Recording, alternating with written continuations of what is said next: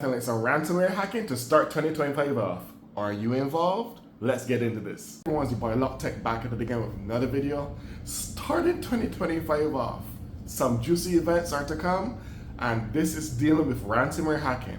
For all you tech junkies out there or tech professionals, you'll probably have heard about the AWS cloud, Amazon Web Services, and millions, over a million major companies use this cloud platform for all their needs for the enterprise, for their backups, all the other good stuff that AWS is known for.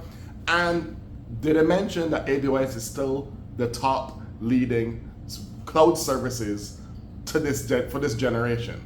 Azure hasn't quite caught up yet, so this is a major event.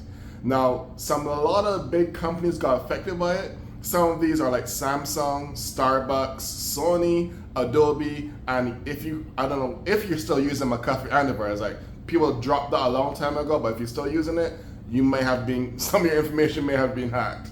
But AWS is a big thing in the professional IT space, and a lot of big companies, like I mentioned just now, even NASA uses it, and they have ransomware hack starting 2025 off.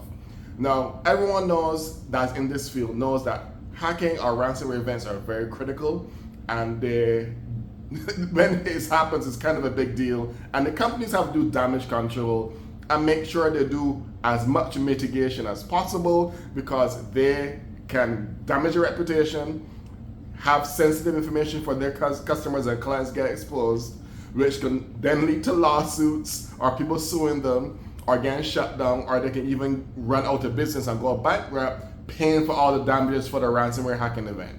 Now, just this time around last year or the year before, they had another hacking thing. I think it was last year middle. If you're familiar with CrowdStrike, they had a hacking event too, and it was so major, Microsoft even used other big companies as their main MSP kind of like platform. And it was so bad that even the major airports had to get all the flights grounded. And that's CrowdStrike, and that's a whole different bag of worms. So if you see how the scale of that CrowdStrike hack thing was going on, then picture that on a larger scale with AWS, because everybody and their mother uses AWS. So hopefully you are not using any of the companies or their softwares that I mentioned, because if you have, then you better double check and make sure your account or anything has all the security precautions in place to prevent anything from getting any sensitive information that you may have in those accounts while you created it at the time to be exposed, and then maybe get identity theft, and a whole bunch of dominoes can fall if you weren't fully prepared for this hacking event. Now, if you don't know about ransomware events, I'll give you a little snippet about what it's about. Ransomware events, especially when it comes to hacking, pretty much some malicious actor or a bad person would hack into your environment or whatever for the company you're working for or the company themselves, and then you start up your servers or your computers or whatever, and then you see a message saying demanding a sum of Bitcoin or some sort of credit card information in order to get back into your server or back into your computer. That's pretty much essentially how ransomware hacks happen. The people will just shut down your whole system and charge your arm and leg. Hey, if you want your information or your key back to get into your system, you must pay XYZ. Now, it could come in lots, shapes, and sizes. Ransomware can be hidden in software. Ransomware can be hidden in like hardware, firmware devices. There's a lot of ways ransomware could get into your environment, and that's why it's good to have an action plan for incident responses for emergencies, which goes back to what I said about companies. Most of these big companies do have mitigation plans or disaster recovery plans that how to have for like natural disasters.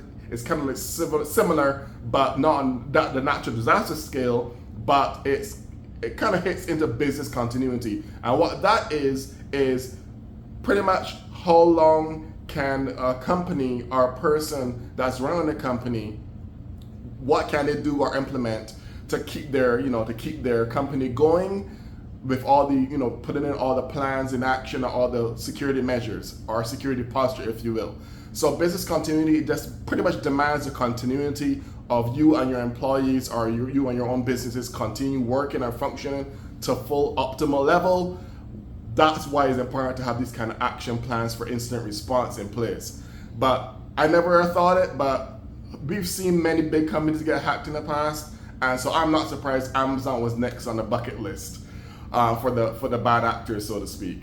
So let me know down below if you have any of the things I mentioned or any hardware or software from the companies I mentioned: Samsung, Sony, Adobe. A lot of big editors use Adobe, so let me know down below if you're an editor and you use Adobe. And I don't know why, if you're in your right mind, because you shouldn't be using McAfee anymore. It was proven time and time and again that McAfee is not a secure antivirus. That's a majority of people that I know of and companies that I know of stop using it completely.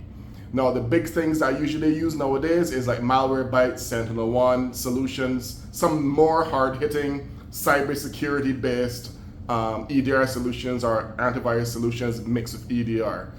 And EDR is pretty much just endpoint or device protection. But let me know down below if you have any exposure to any of these companies, their software. If you have, hopefully you did some damage control or you had plans in place so you don't get affected by this AWS services hack. But let me know down below.